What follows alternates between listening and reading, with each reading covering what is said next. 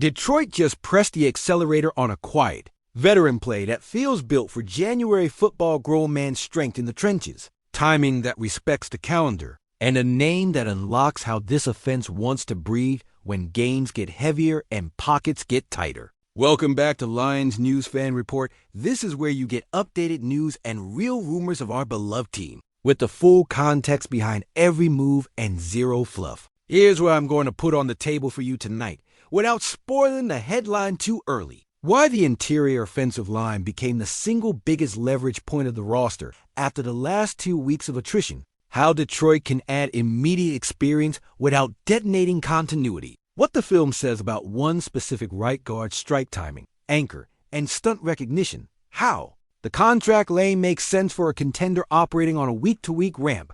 And why this edition would be less about splash and more about raising the floor on every 2nd and 6 in the fourth quarter. We've all seen it.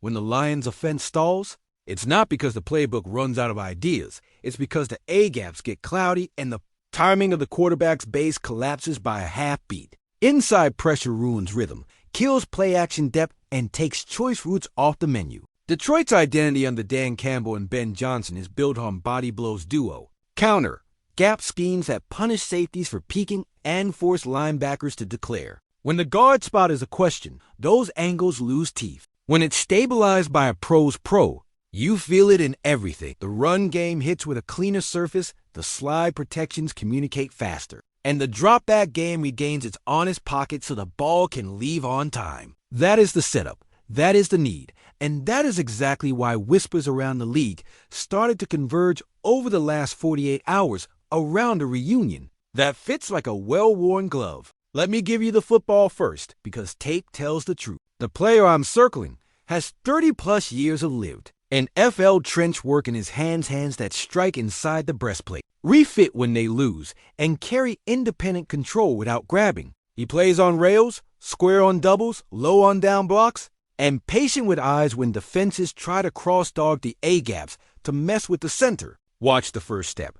No wasted hop, no false lean, just a half-man aiming point and roll through contact. Against 3-tech power, he'll set, absorb, and re-anchor without drifting into the quarterback's platform. Against wide fronts and heavy movement, he stays tied to the hip. Passes twist with a point in your place that looks boring on broadcast and beautiful on coaching tape. That's what this offense needs. Boring on TV, beautiful in the room. And here's the reason it matters tonight. The next 6 weeks are going to be won by teams who can secure the inside 2 gaps without help. Keep your eyes on how often Detroit can turn 2nd and 7 into 3rd and 2 by simply landing the first double, climbing with control, and letting the back choose daylight. That's interior guard play, not magic. When the guard wins early, everything else looks smarter. Now layer in the timing. The market is thin, the injuries are real, and the cap math for midseason help is a narrow bridge. Detroit doesn't need a science project. Detroit needs a grown man guard who already speaks the language of this building. That is why this rumor has legs. The front office didn't wake up today and discover the need. They've been modeling it for weeks. Measuring the difference between good enough and good enough to beat top 5 fronts in January weather. The move that keeps popping is a veteran with a clean runway, 1-year flexibility, and a comfort level with this scheme's bread and butter calls understanding how we fit duo against odd versus even, how we handle mug linebackers when the center has to point late, how we sequence RPO tags without letting protection get cute. This is not about a jersey swap. It's about dropping a familiar solution into a live problem with minimal onboarding costs. And yes, it's about the quarterback. You don't ask a young star to carry empty pockets every Sunday. You build a pocket with discipline. You take the breath out of interior rush, and you let the passing concepts live on schedule. I want to put you in a meeting room. When Ben Johnson scripts openers with a settled right guard, you can call heavier doses of downhill without worrying that the backside of gap gets leaked. You can ride duo until the defense walks the safety down and then punish with glance or bend route. You can run play action with true 7-step depth because you trust the inside to stay level. Watch how the screen game wakes up when the guard knows how to sift and sell jab. Show pass, hinge, then release square to the second level instead of drifting into space with a poor angle. On third down, twist games stop being coin flips. when one guard can pass and replace with his eyes, not just his feet. And if we're being honest, that is the step Detroit has been missing in the 2 drives a game where bogged down creeps in. The elite version of this offense looks like it did at its peak last season. Sequence, body blows, and a cascade effect where the defense can't sit on a tendency because the edges and the interior are playing the same song at the same tempo. Add a guard whose default setting is play square and stop the bleeding, and your explosive plays reappear not because you dialed up more trickery, but because the ground game resets the math. Before we open the envelope, I need to clear up the risk angle because it's actually simple. There is a left-right conversation here. The veteran I'm talking about is a career right guard. Bumping sides late in the year is non-trivial. Detroit's counter to that is pragmatic. Keep him at RG where his muscle memory is a cheat code. Then adjust the rest of the interior with coaching and combinations you already trust. The secondary concern is age. At this position, age is only a problem when the feet die or the hands lose timing. This veteran is still landing the first punch and re-anchoring through bull rushes. He's not winning on athletic gifts. He's winning on angles, leverage, and know-how. That travels in December. From a contract standpoint, it's clean. From a locker room standpoint, it's better than clean. He's a worker, not a talker. That plays in a Dan Campbell room. Okay, time to pull the curtain. Yes, the name is Kevin Zeitler, Tennessee Titans. The one-year Lion who slid into this building last season and gave Detroit exactly what I'm describing tonight. An adult on the interior who turned messy drives into clean series and gave the run game permission to be itself. The temperature around this is real, and the reason is baked into the Titans situation and the Lions' urgency. If this clicks, it's not a blockbuster to stun on your friends. It's a surgical repair that wins you 8 snaps a game. And 8 snaps a game is the difference between a bye and a wild card flight. Zeitler's tape still pops for people who actually grade line play.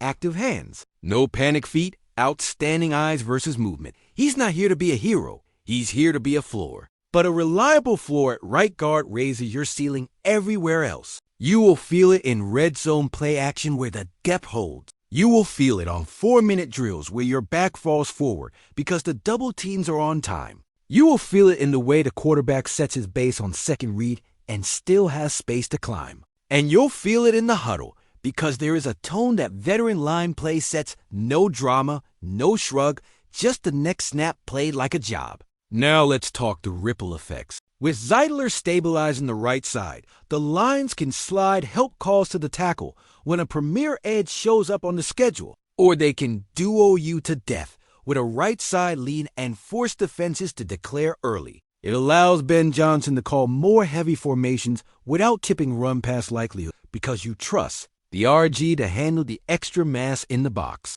It makes the boot game scarier because the interior won't get split by late movement. It also helps the center fewer rescue rep, more clean IDs, and the freedom to check protection without fear that a twist will instantly crack the A-gap.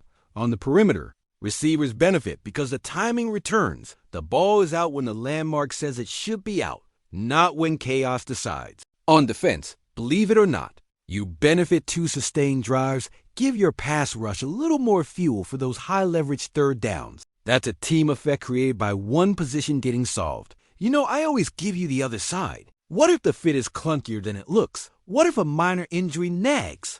Here's the counter. The Lions do not need Zeitler to play hero snaps. They need him to be the adult in the room for 50 to 60 plays a week, on time, on angle, on voice. If the body only gives you 90% of peak, 90% of him is still a net positive compared to musical chairs on the interior. And if the move comes with a small draft cost or a modest money bump, you're not paying for a name, you're paying for January security. That is what teams who mean it do at this stage. I'm going to the audience here because this channel runs on your football brain as much as it runs on mine. Drop it below. If the numbers line up, do you pull the trigger on Zeitler right now to lock down RG for the stretch? Or do you roll the dice on internal development and preserve capital for a different swing? If you're in, tell me how you'd align the rest of the interior, who gets the first look at the other guard spot while injuries heal. And which double-team combo do you trust most on short? Yardage? Give me your preferred 5 for a 2-minute drill and your 5 for a 4-minute drill. I'm reading every plan. The because this community has been ahead of the curve all season on how the trenches shape everything we believe this offense can be. My concise read, no padding. Kevin Zeitler to Detroit is exactly the kind of veteran. Low-friction move that turns shaky drives into professional drives and gives a young star quarterback clean breath late in game. It's not sexy, but it's the kind of decision that shows up when the calendar shrinks. If it lands, the Lions get back the one thing every contender needs in December: trust in the middle. If it doesn't, the contingency isn't panic. It's repurposing a well-scouted lane for the next man up. Either way, the front office has done its homework. The fit is obvious, and the upside is measured in first downs, not headline. If you're with me on this level of detail, fast when news breaks, deep when it matters, hit subscribe to Lions News Fan Report, drop a like so the algorithm knows Lions Nation is locked in, and turn on alerts. I'll be back the second there's a contract filed, a physical pass, or any sign that this right guard fix is moving from the whiteboard to the field.